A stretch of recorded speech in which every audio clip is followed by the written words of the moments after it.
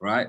It's your personality helping you sort out what's going on around you and what you should do about it. So your personality is without a doubt is dictated by your mindset. So if you ever heard a story of somebody who may have alcoholic parents or drug addict parents, or may have had a parent who may have had a single parent household, or whatever the case may be, may have had something dramatic happen in their life because of a parent that had some issues going on. And your mindset will help you deal with that in either one way or the other. Either you're going to stay all the way away from that problem ever happening to you, or you're going to become that very next problem. So I have a client of mine who was talking to me about some dramatic stuff that happened to them with their father. And they were exactly like their father was. And they were complaining about, they didn't understand why their dad was that way. And he don't understand why he didn't fix what was wrong with him, and why he continued to be in that pattern. And that's what he knew of his father. Well, he was the same way. And it was like, as he was saying it to me, after he finished talking to me, I said to him, I said, well, do you realize that you kind of following in that same pattern? Like the same issues that you're saying that your dad had, you're telling me that you're having too. So you're saying that he didn't deal with those issues, but you're not dealing with them either. And sometimes we don't even realize that we're in that space where we're complaining about being raised a specific way, and we're raising our children the exact same way that we were raised, that we said was incorrectly, because it's a mindset. And sometimes it's a pattern, and we fall into that pattern, and sometimes we'll fall into that pattern because of it, or sometimes it was so hurtful that we'll leave that pattern immediately. So just keep that in mind. It's not just about business, it's with everything. And the reason why it's important to talk about every kind of mindset, even not just business, is because your regular everyday mindset is going to move over into business. It's going to move over into you having a 9 to 5. It's going to go into that space. So if you're the person that says, "Hey, I'm okay being mediocre," well, that could be your regular personality, your mindset feeling that way, but that's going to affect whether or not you go into business. That's going to affect about whether you look to get a promotion at your job, because you may feel like being mediocre is okay because maybe your parents were, or maybe your sisters and brothers are, or maybe you live in a neighborhood or an area where you surround yourself around mediocre people, and they justify being mediocre. Right? Not being able to pay all your bills. And it's like, well, okay, none of us pay all our bills. That's kind of how, that's the way the world is. It's like, no, that's not the way the world is. That's the way the people that you are around are. And sometimes we feel like that's the only thing that exists. Right? So I'm gonna move to the next slide, guys. How mindsets are formed. Since time immemorial, people have thought, acted, and feared differently from one another. For the most part, common sense dictates that these differences arise from the variances in people's backgrounds, learning experiences, and training. And that last bullet point there is talking about what I was just explaining when I said, like, sometimes it's what you've been through. Like sometimes you grow up in a household where you guys didn't have much, so you think it's okay to not have much still now, because you like, well, I love my parents. I think they did good. They didn't have a whole lot, but they cared about me. And then now you found yourself in a place where you care about your kids, but you can't provide a whole bunch for them. And you justify being able to do it because you say, hey, my parents were still good parents, even though they were in that circumstance. But you've got to change your mindset to want more. So while experiences, backgrounds, and training are all external variables, even internal variables like genetic makeup have a part to play. Most experts today agree that forming a mindset is a combination of the two. It's your internal variables and your external, and I agree with that 100%. So, for instance, while everyone comes with a unique set of genetics, their experiences, training, and personal efforts take them the rest of the way. So your life experiences and genetics together help frame your attitude and beliefs. So like in the chat, so some of you guys, like, think about your mindset right now.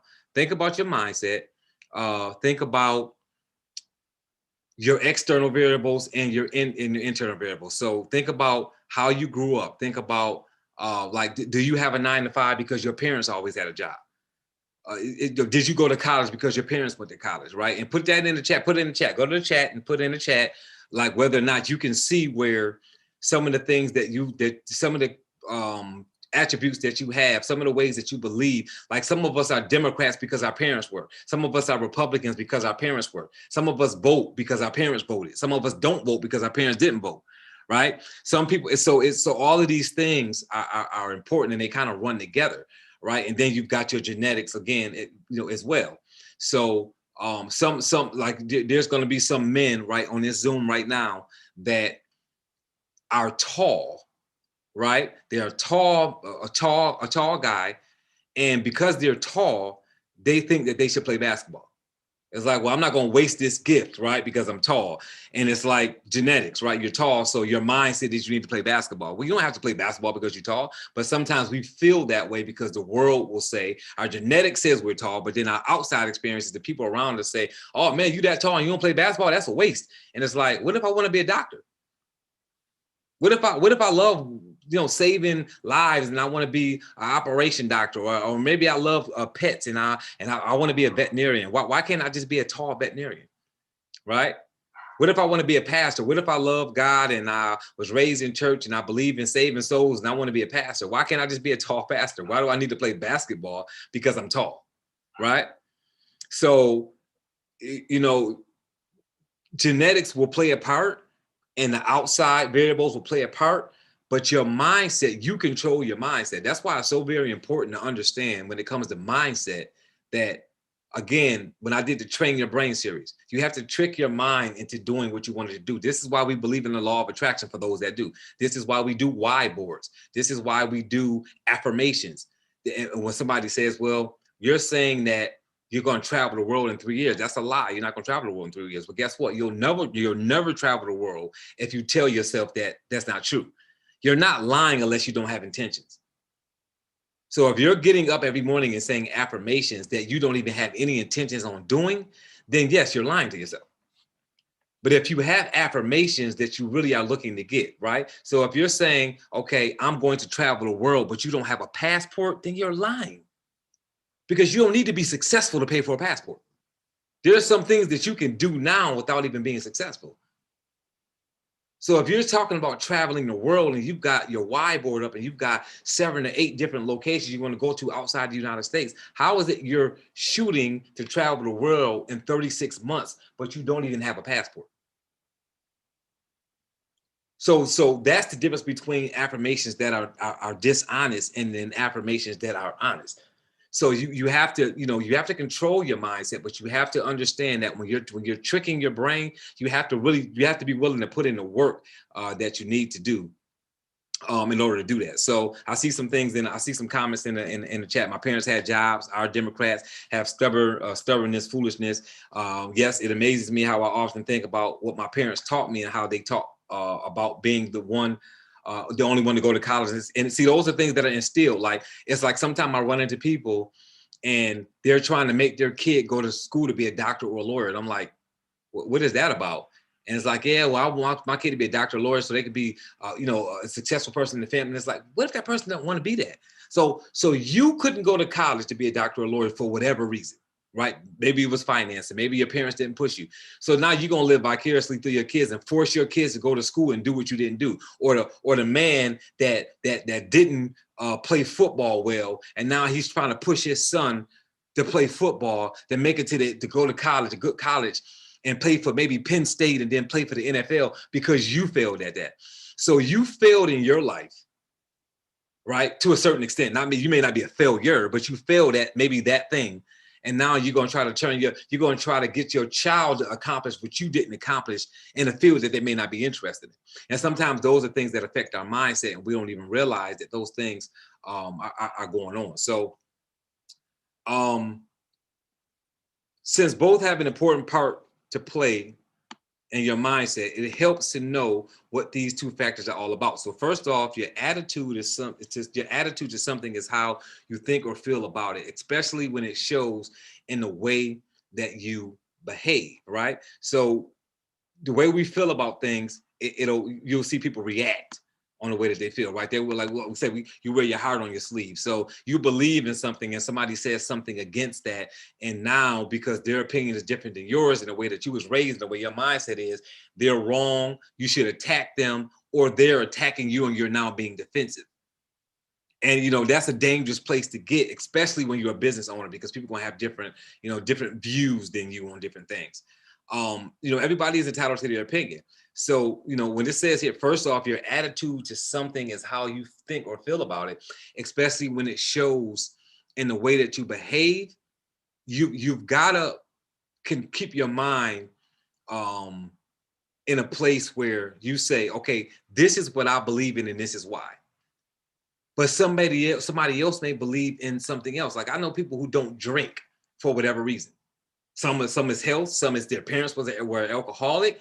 There's just all kind of reasons why they don't drink. And then you've got the person that you may go out and that one person is antagonizing that person that don't drink all night. Oh, you're a goody two shoes, you're this, you're that, because they don't drink. And like their mindset is they don't want to drink. There's nothing wrong with that. There's nothing wrong with not drinking. But that person whose mindset is they can control their alcohol and drink and socially drink and be just fine, they enjoy doing it. They pick fun at the person who doesn't because of it's a mindset. And we've got to understand when we're forming our mindset to understand that other people's mindsets that are formed differently, it doesn't make them right or wrong. It just makes them different, which is what makes us all humans, right? So your attitude can have different components, such as emotional components or how something or someone makes you feel. I got to stop getting ahead of myself. I do this all the time. So like, I know these topics and these subjects, so I start talking about stuff before they actually come up in the PowerPoint, because I kind of study this stuff on my own, right? So then there is a cognitive component, which is how or what you think about the subject. And man, I'm telling you, we've got to, even in business, right, guys? Y'all know when I'm talking about business, but I'm also talking about life, because they run together. I know we like to say, well, that's personal and that's business. Well, there is no business without personal. There's no personal without business, right? Unless you don't do business. If you don't do business, there's a personal without business. But if you do business, you have to control your personal as well, right? So you've got to understand that these things are going to all fall into play here. Hold on, sorry, I moved my slide by mistake here. So let's look at the next. So this is finally followed by the behavioral component, which shows how you behave when confronted by the subject, right? And sometimes, let me give you a quick story that I may have told you guys on here before. I used to screen my clients when I used to have assisted living facilities. I used to have mental health clients in my facilities, and I would always screen those clients myself. And I would read their file for about an hour, depending on how big it was before. So if I had an appointment to screen a client at 3 o'clock, I would be there at 1:30, 2 o'clock, and I would have the discharge doctor or nurse or whoever the person handling discharge give me their file, and I would sit in that room and read their file and then give it back to the discharge nurse before the client ever came in the room. So the client wouldn't know that I read up on him or her. But what I would do, see, you see this first bullet point, this is finally followed by the behavioral component, which shows how you behave when confronted by the subject. So if I saw in the file that Bob Frazier or that Jeanette or that Claudia did not like their father, or did not like their brother, or did not like some specific family member, really rubbed them the wrong way. Like when you talked about that family member, it really upset them. I would talk about that family member. And why? Because I wanted to see when that client was confronted with an issue that they had a challenge with, how they would behave. And I did that because I want to know you at your worst to know whether or not I can handle you, right? So I jokingly talk about this when it comes to relationships. So I say, when we talk about relationship, like people meet somebody and for the first 6 months, right, or so, right, guys, they're lying to them because they want to make them think they're this really great person so they can get them hooked. And then the real stuff starts to come out and they think, well, maybe they're going to be so hooked by the time the bad stuff comes out, they'll wait and say, well, you're more good than bad, and then they stay, right? You guys, if you guys agree, know what I'm talking about, just put yes in the chat, right? So that's what people do. They're not honest up front because they know that they have flaws and they don't want to run the person off. And like, I get it, I understand why they're doing it. But what you'll understand is that if you let people know exactly how bad you can be in the beginning, and they know that they can handle it, because everybody's got a little bit of crazy, and that's the funny thing, everybody's got a little bit of crazy in them. So if somebody says, hey man, this guy's crazy, this woman is crazy, I don't date, man, these women crazy out here. Now, these men crazy out here. Everybody's got some crazy in them. The question is, how crazy are they? Right? How crazy are they? Can you deal with that person's crazy? See, because Daryl might be able to deal with Claudia's crazy, and Jim may have not been able to deal with it. Because see, people have different tolerances for different crazy. So everybody's got some crazy in them. The question is, are you dealing with somebody that can deal with your crazy? So that's why there's somebody for everybody, right? So your flaws, your issues, right, that you have, right, when it comes to being confronted by the subject, right, and the subject means whether it's your brother that ticks you off, whether it's you got this pet peeve and you don't like when a person does this in a relationship, or I don't allow my person I'm in a relationship with to go to dinner with anybody else. That's a pet peeve. Like, you can't go to dinner with anybody else while you're dating me. Some people have that as a rule, and if they do it, it rubs them the wrong way. They can't deal with it. And they'll leave the person, right? They may be a good person and leave that person, but somebody else may say, you know what, that's not a problem for me. I don't care about that. That's not an issue with me in a relationship. So I'm fine with that. And that person may work with somebody else because that thing that they do, somebody else can deal with. So it's always good to find out the worst in somebody so you'll know, right? You know what I mean? So again, I jokingly say in a relationship, like if I'm dealing with a woman, and then like she'll be like, oh, I don't want you to see me looking like that. And I'm like, no, I want to see you looking as worse as you gonna possibly look, because you ain't gonna, don't scare me a year and a half in this thing. I don't want to wake up next to you a year and a half later and be like, oh my God, what am I into, right? So you want to know that ahead of time. You want to know, like, I want to know how bad you can look in the beginning. So these are all things that when it comes to mindsets, right? Like, going a little bit deeper into that, like you got to understand that people are going to behave when they're confronted by a specific subject. Everybody has a past, and there's going to be certain buttons that's going to be, that when you touch them, it's going to bother them. And that's going to even move over into business, right? So then there are your beliefs, which are merely feelings of certainty about something, right? So a belief could be maybe your religion, right? So you got some people who, like, they may be Jehovah's Witness, or they may be Seventh-day Adventist, or they may be Muslim, or they may study Judaism, and somebody says something about their belief and they get upset about it. It bothers them. It rubs them the wrong way. And it's like, I have a friend of mine that lives in New York, and we talk all the time. A young lady I know, but grew up with her. And she's like, you know why I like talking to you? Because I can say something offensive, because me and her believe in two different religions. And she's like, I can say something offensive about your religion and you won't ever get upset about it. And I'm like, yeah, because, like, if you don't believe in what I believe in, then of course you feel that way because you believe in something different. And at the end of the day, like, she may think she's being offensive when she's saying certain things to me, but I don't take it offensively. And I don't take it offensively because I know that she's just talking from her disbelief in what I believe in.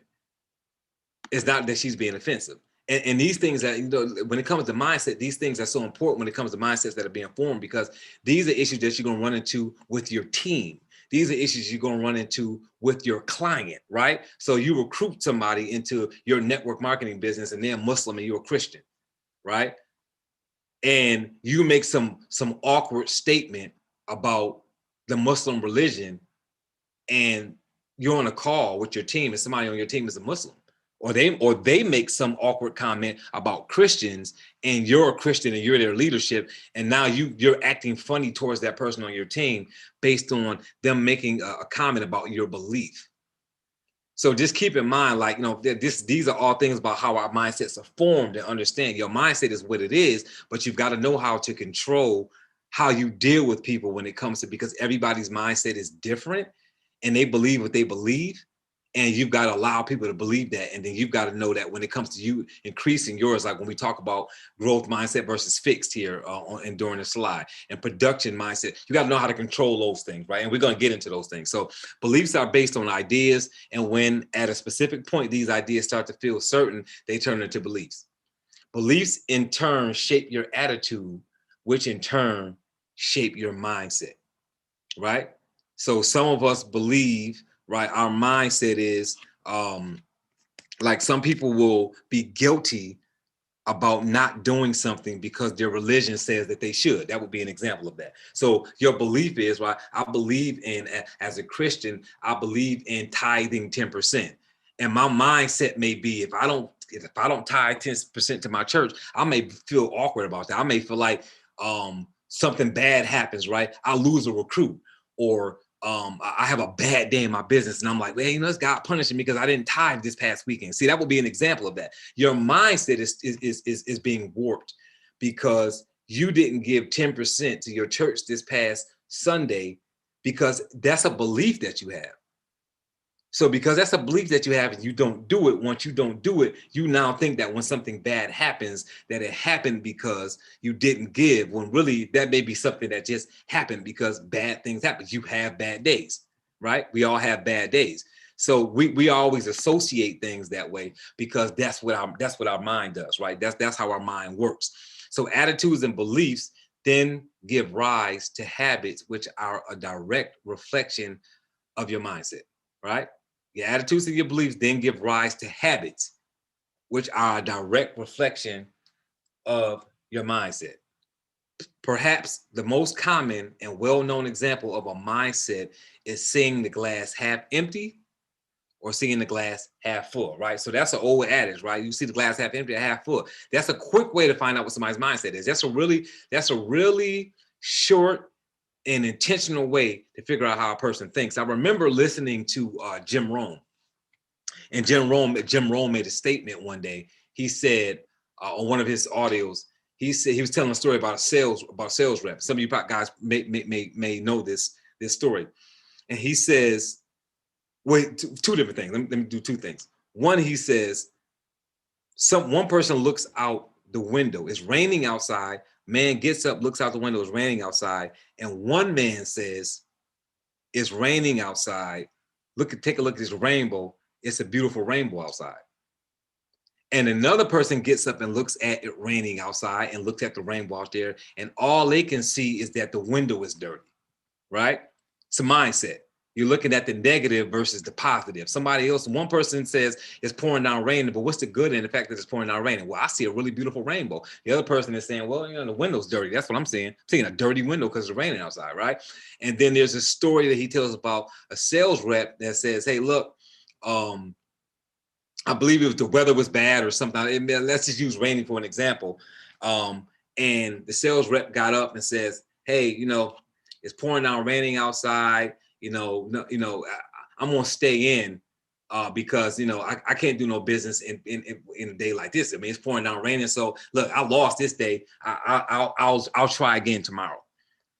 And then the other insurance rep gets up and looks out the window and says, oh my God, it's raining cats and dogs out there. Let me get my clothes on and go out here and prospect, because won't nobody else be out here but me. And see, that's the difference in those two mindsets. The difference is one person says, bad day, not gonna go out, not gonna get any prospects. The other person says, guess what? Nobody else is gonna come out because it's raining, so let me go out and get all the prospects. So it's really half empty or half full. So you can really ask a person a simple question, right? A simple question, and find out whether or not they think negative or they think positive about something.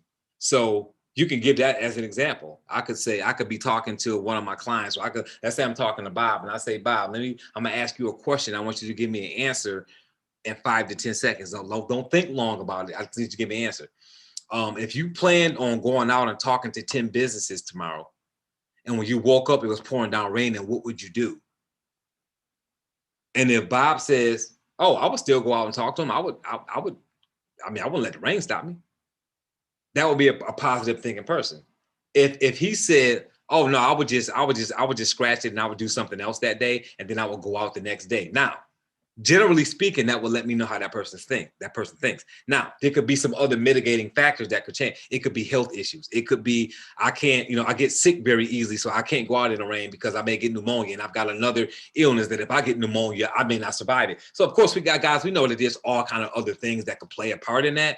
But generally speaking, how a person answers that question or any question you come up with that will give them an opportunity to tell you how they deal with issues when they come their way, that's a good way for you to find out how people are and how they think, and to let you know whether you can deal with them or not, or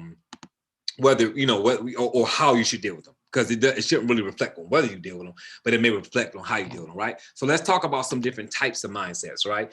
The abundance mindset versus the scarcity mindset.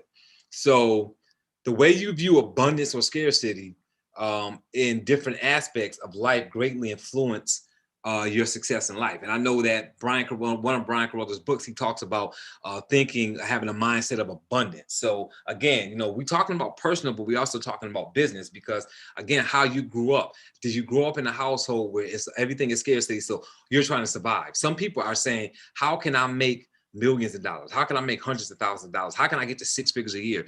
And somebody else is saying, how can I pay all my bills?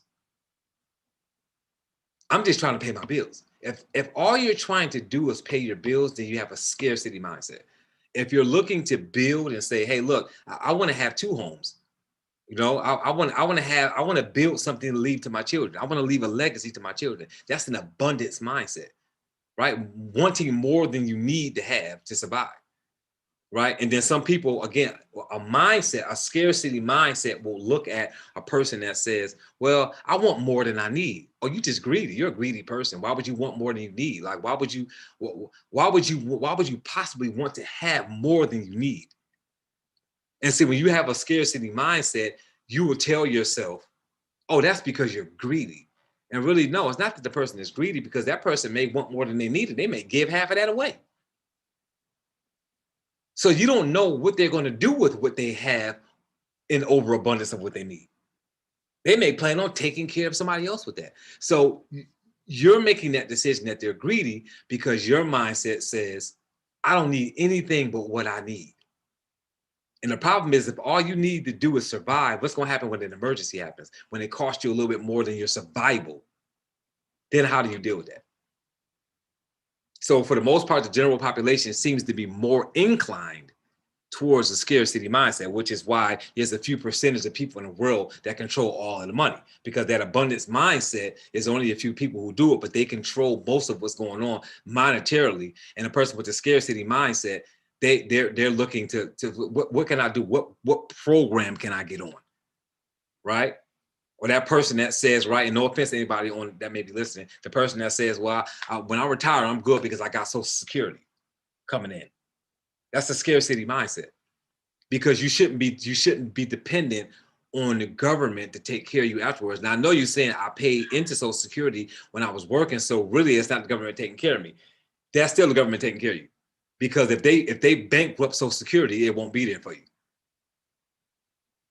So if that's my money. If that's your money, then you shouldn't have to wait for the government to give it back to you when you retire. It's a scarcity mindset. You should be putting retirement money up.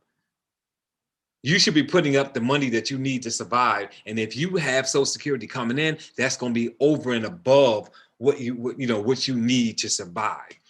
But if you're basing it on saying, I'm going to retire, and then after I retire, I know that I'm going to have $3,600 a month coming in from Social Security roundabout. So as long as I make my bill, get my bills lined up with that, then I'll be fine.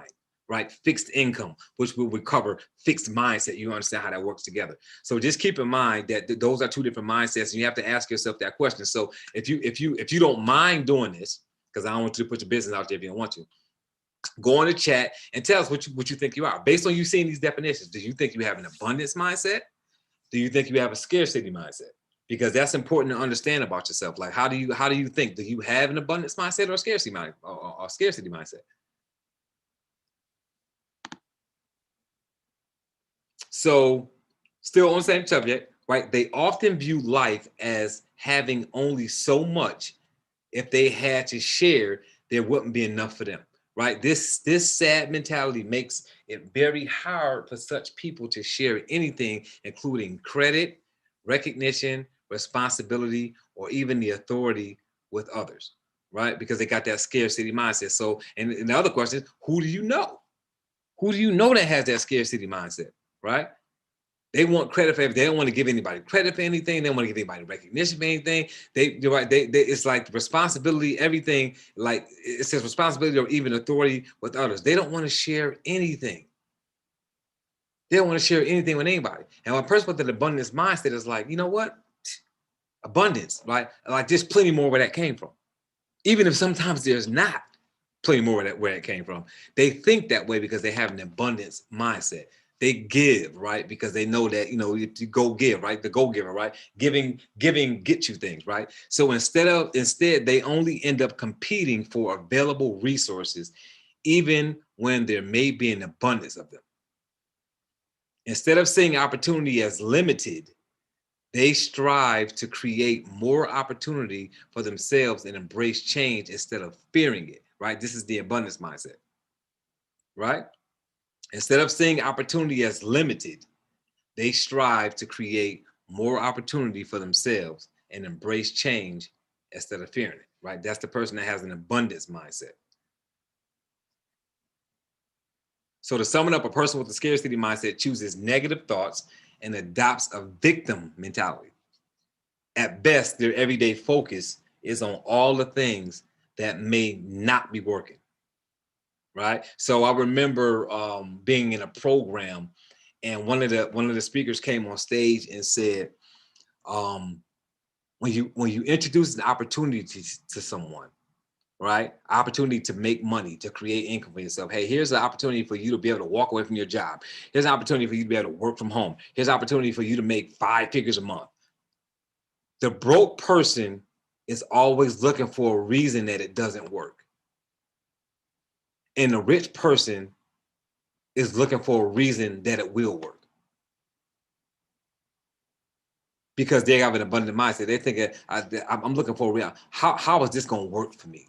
How can I take advantage of this scenario so that I can create more income for myself, so I can put my family in a better place? The broke person is normally like, okay, so what's wrong with this? This is a scam.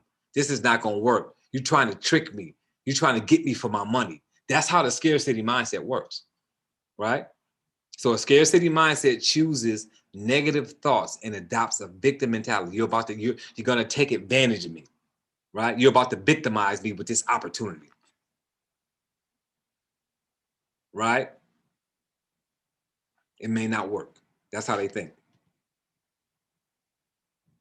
Others with an abundant mindset tend to put all their energy reserves into what is working and see endless possibilities to improve their current situation. So that's that person with that abundance mindset. So you've got to know where you're at, because you can't work on yourself if you don't know where you're at. If you got an abundance mindset, then you're good. You're like, okay, well, how can I get better, right? But if you've got a scarcity mindset and you didn't know really what that was, now you know, right? Now you know.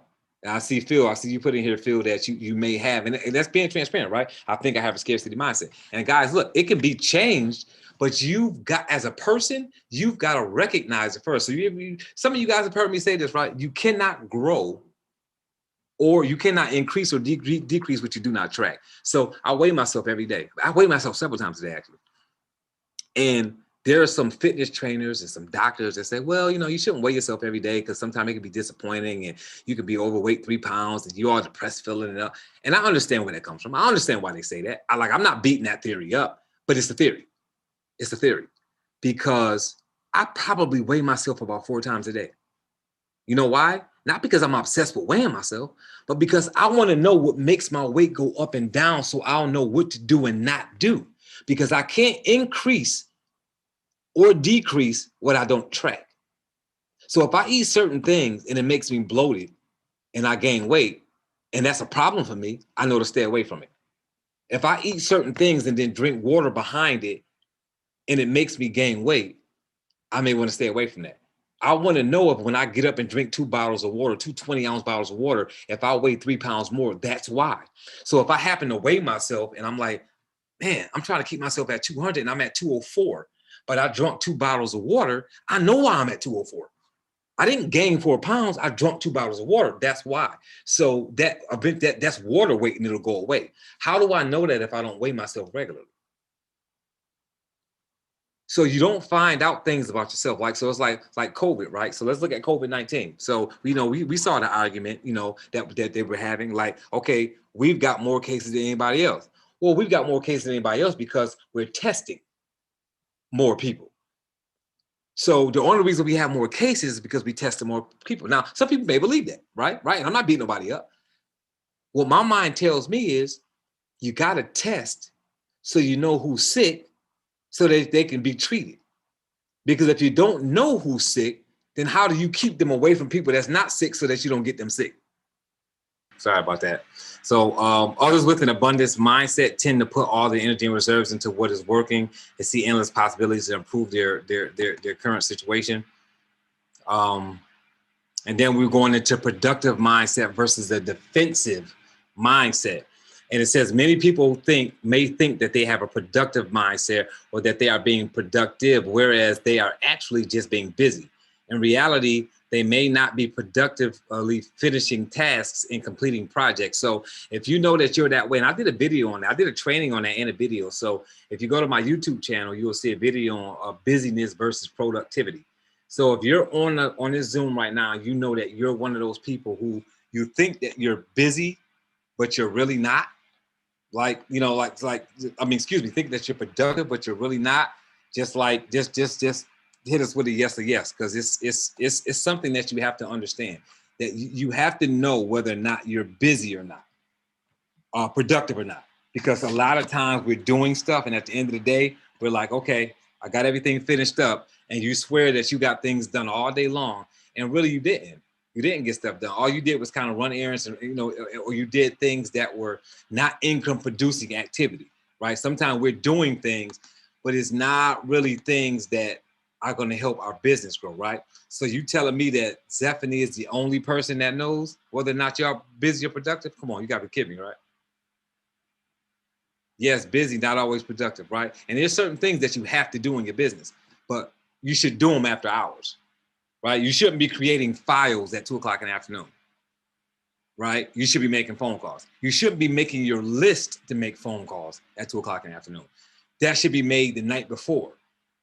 So there are certain things that we do and we tell ourselves because of mindset that is what we should be doing, when really it's not what we should be doing.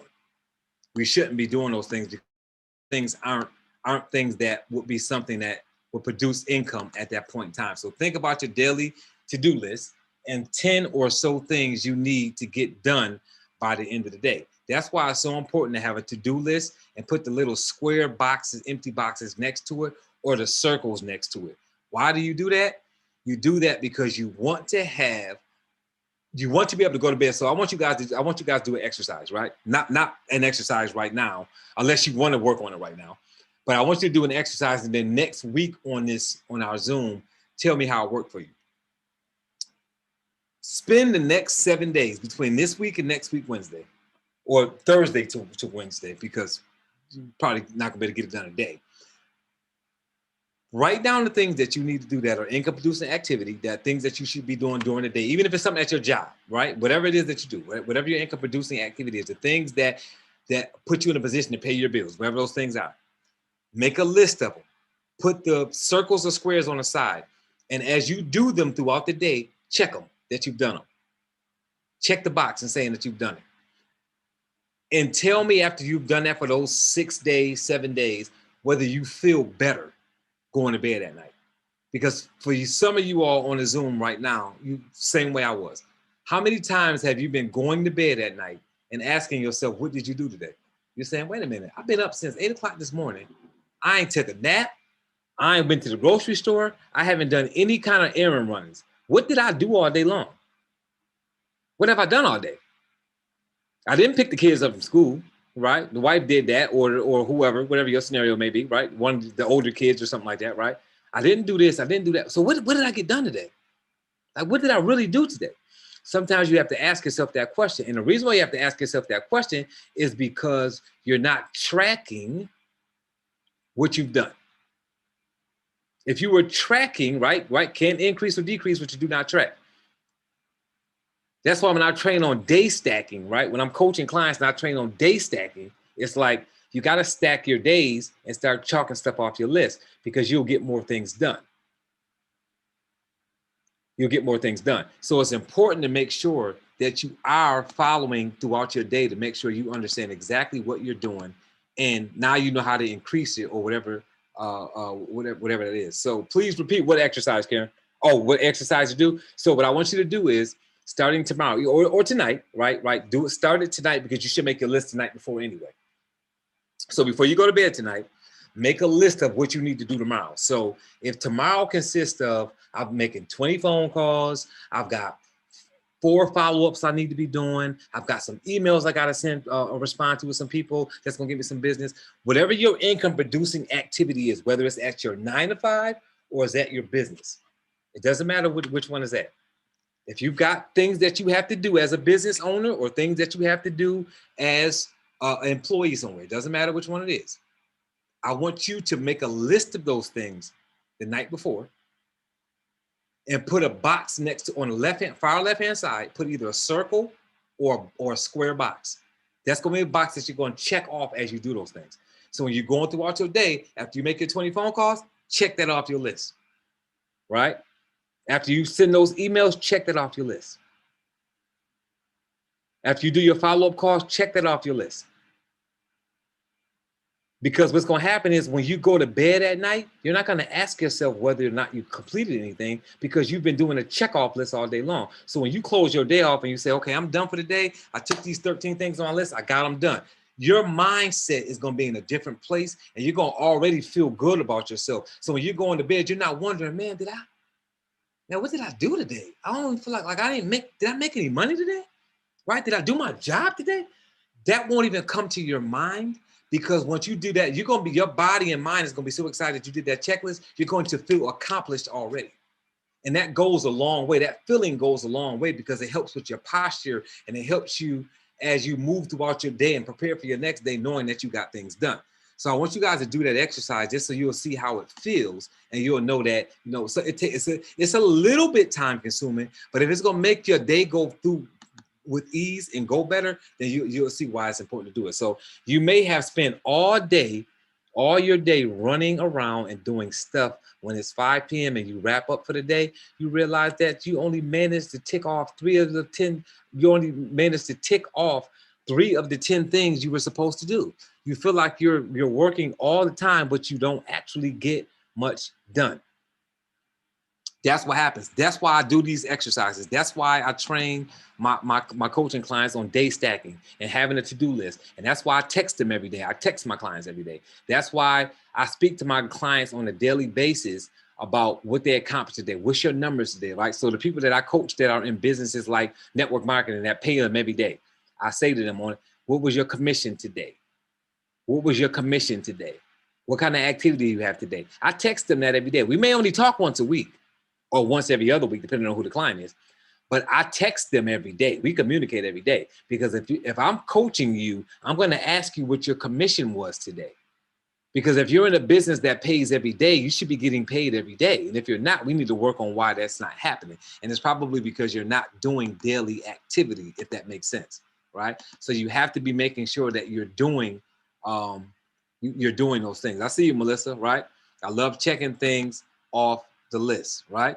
So does this mean that you're lazy and don't want, hold on, let me make sure I didn't miss nothing. Okay, I did. So does this mean that you are lazy and don't want to achieve your goals, or perhaps it has something to do with your mindset? So the person who's doing that, they don't have a bad mindset. They don't not want to achieve things. They're not necessarily a lazy person. Now, there are lazy people who are like that, but that doesn't mean that you're lazy. It's a mindset sometimes. You think that you have everything together. See, some of us think we don't have to make a list, right? Some of us think, oh, I don't really need to make a list. I'm good. I pretty much know what I have to do. I'll just get it taken care of. I don't have to do, I'm not the guy that has to do all of that. Some people think that way. So they don't actually make a list because they think that they can put it all in their mind, right? And I'm like, no, make a list because it helps you feel accomplished when you're doing it. So having a productive mindset means that you utilize all of your resources, including your time, energy, and efforts in the best possible way. At the same time, it also means that you don't try to do everything, be everywhere, or even do it as in the fastest way possible. And I know we always think that if we're doing it fast, We're doing it good. And that's not always the case. All right. At the same time, it also means that you don't try to do everything everywhere. So, and we talked about this in previous trainings. We talked about having that automated system and having a virtual assistant. And instead of scheduling appointments using Acuity and using Calendly to schedule your appointments, that's you getting things done, but you not being the person doing it, but getting it done efficiently. Right? Getting it done efficiently. Those are the things that we're talking about when we're doing that kind of stuff. What's next? Quite the contrary, it means making the most of what is available while enjoying the process, right? So I was talking to a friend of mine the other day because I'm still unpacking, right? So I'm in a new house, and I still got probably right now I would say I got about 40% of my boxes still unpacked. And I said I'm gonna spend an hour a day unpacking boxes. And my friend says, why don't you just get them unpacked? I said, because I know my patience with that kind of stuff, and I've got a lot of other things to do. And I said, if I just go and unpack all those boxes, I'm gonna be miserable doing it because I'm gonna be thinking about all the other things that I should be doing. So my mind doesn't work that way. And she said, yeah, but if you just shut down and unpack everything together, you'll feel better. I said, no, if you do that, you will feel better because that's the way your brain works. I said, the way my brain works is this. I want to enjoy the process.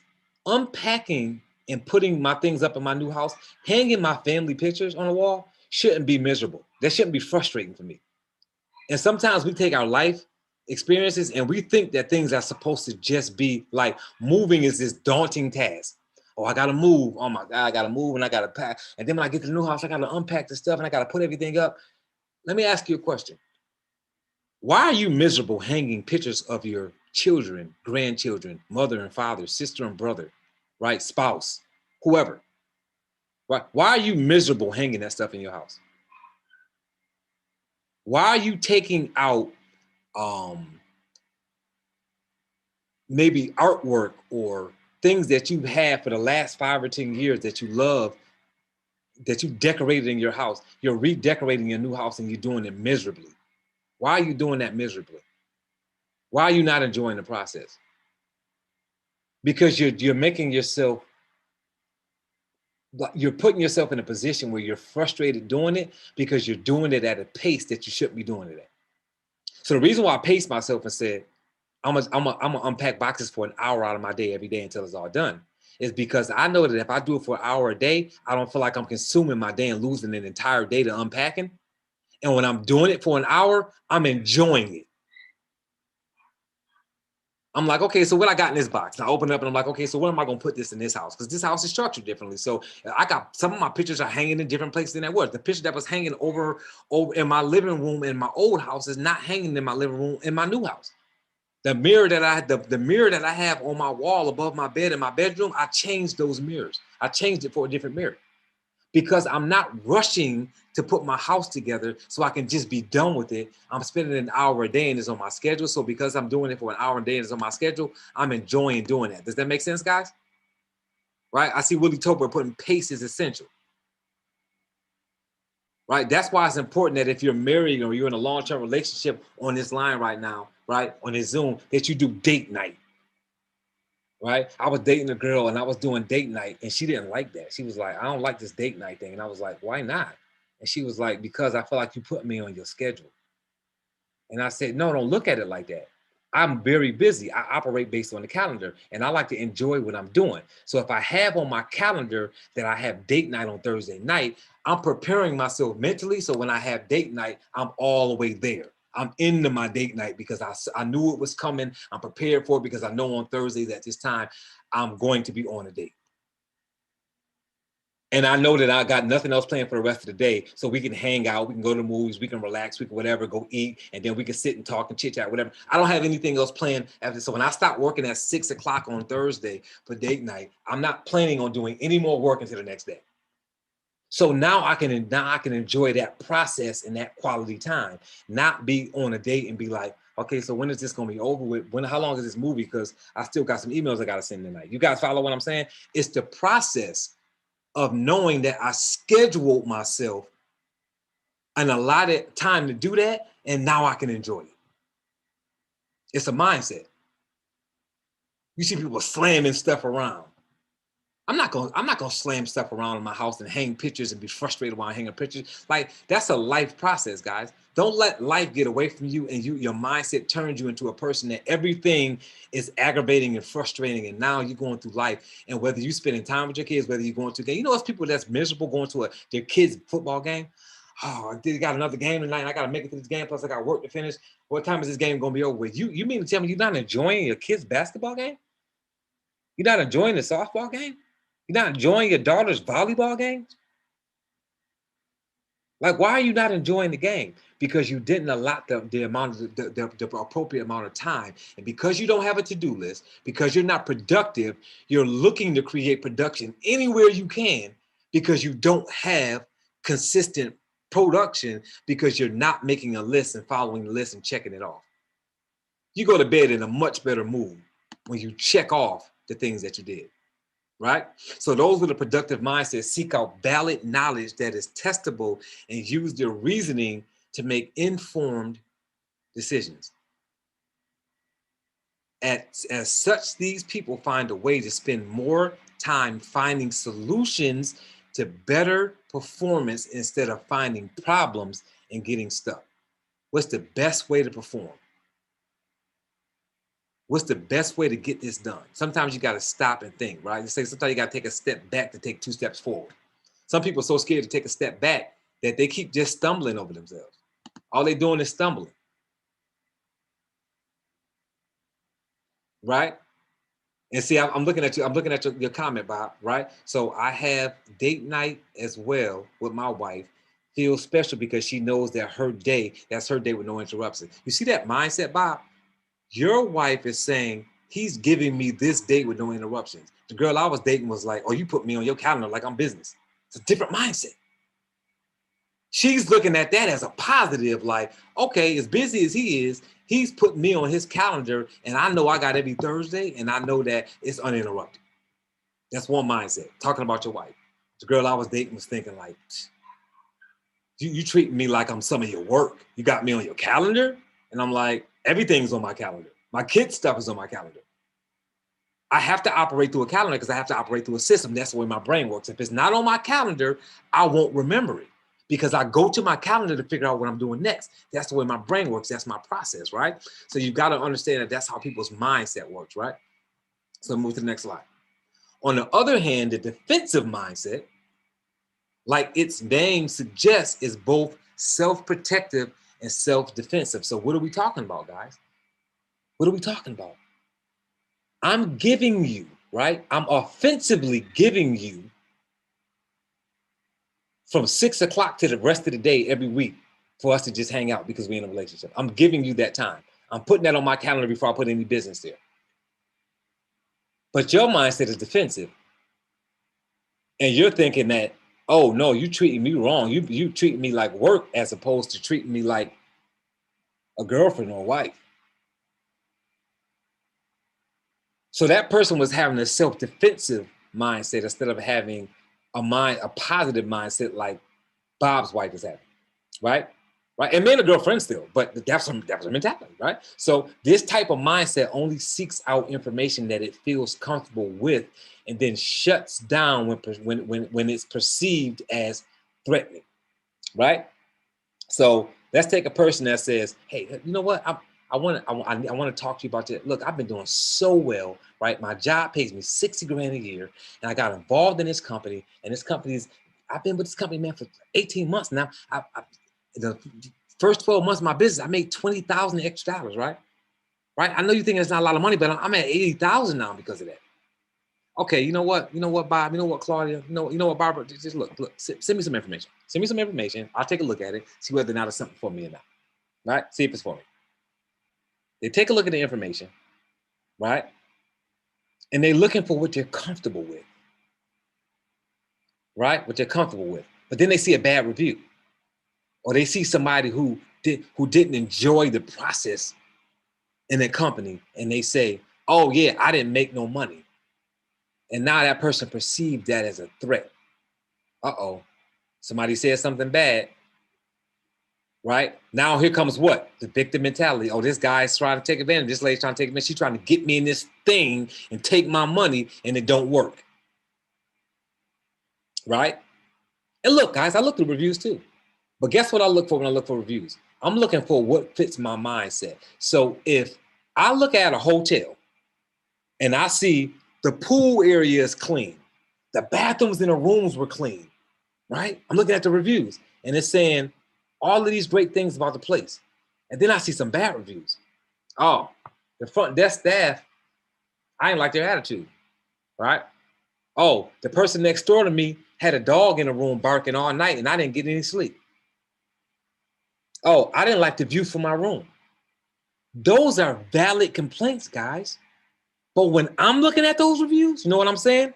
First of all, I ain't gonna be talking to the staff at the front desk. After I check in, I don't have nothing else to say to them. Right? Right? And I'm not saying that, and I'm not being funny. I'm just saying I don't go downstairs and talk to the staff at the front desk. If the room is clean and I'm happy with my room, and the person at the front desk got an attitude, I'm only gonna be talking to them for a few minutes. So I'm not gonna give up the opportunity to get a good room at a good price because the person at the front desk attitude is bad when I'm only gonna talk to them for a minute. That person with that dog is probably not gonna be in a room next door to me. Right? So that's not an issue for me. I don't care about the view. So there's a pool view, but you had the view looking at the hotel next door and you didn't like that. That's fine. That's your opinion and that's your view. And if you like to look at the pool, then absolutely you be dissatisfied about that. But the reason why I'm reading the review is because I want to know whether or not the bad stuff would apply to my personality or not. It goes back to what I said about some people can deal with certain people's crazy where other people can't. I couldn't deal with her. All she do is work all day. Well, guess what? I work all day too, so I don't mind if she work all day. I'll take her, right? Because working all day is not an issue for me, but working all day may be an issue for you. So that woman may not be fit for you, but she may be fit for me. So how crazy is the person and can you handle their crazy, right? That's what we're talking about when we're saying how your mindset is. How are you dealing with things, right? And how are you viewing things? Like, can you deal with this? Can you not deal with it? Right? So it's also an apparent way to shun creativity, find better alternatives to existing problems, and very easily fall into a rut. Right? So we're talking about the defensive mindset, right? So a person with a defensive mindset, they start shutting down every opportunity, right? An opportunity for somebody maybe being creative in the situation and you're turned off by it, right? You're shunning creativity because you're, like I said in the second bullet point, the type of mindset only seeks out information that it feels comfortable with. So the minute you see something you're not comfortable with it, you back off and you feel threatened, but that might be somebody showing creativity and you're saying, no, that ain't what I'm comfortable with, right? Some of us do that as leaders, right? So we're gonna be going into next, not like next week, but the next training is gonna be on leadership, right? So as leaders, right? As leaders, do we shun creativity? I know we got this saying that says, hey, when somebody on your team has a new hot idea, tell them to take a cold shower. And I know where that comes from. There's a place for that saying. But don't get out of hand and think that because a person has an idea, that's a good idea. And because it's not as systematic as you want it to be, you just shut their idea down and you shun their creativity. Because sometimes it's a good idea that works. No, these millennials had a lot of good ideas that corporate took on. There's some of us as leaders that were older than millennials didn't pay any attention to the idea, and then eventually corporate took that idea on because it was a good idea. It's just that you have to have a millennial mindset to see that it will work. Does that make sense? So keep that in mind. Like, don't shun creativity. Like, understand when you're telling a person, hey, follow the system. Follow the system doesn't mean that you can't do anything but that exact thing. That doesn't always mean that.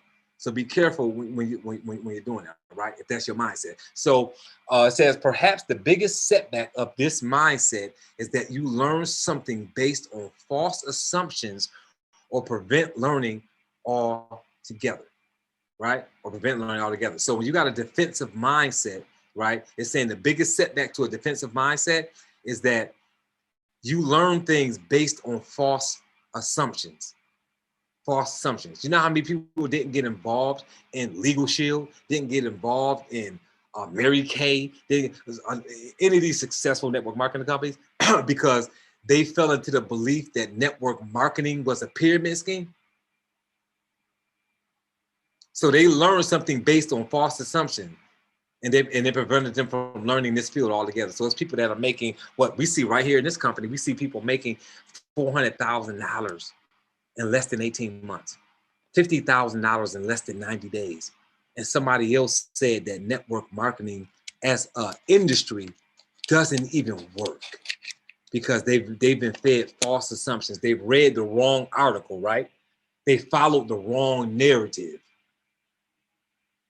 right? And now they think that network marketing is a pyramid scheme and they don't have an opportunity to grow with it, right? So fixed mindset versus growth mindset. This combo is perhaps the best known terms of mindsets. A fixed mindset is a static view where you believe that you are either good at something or you just aren't, right? So you got some people that's like, well, you know, I'm good at that, and stuff I'm not good at, I just don't worry about.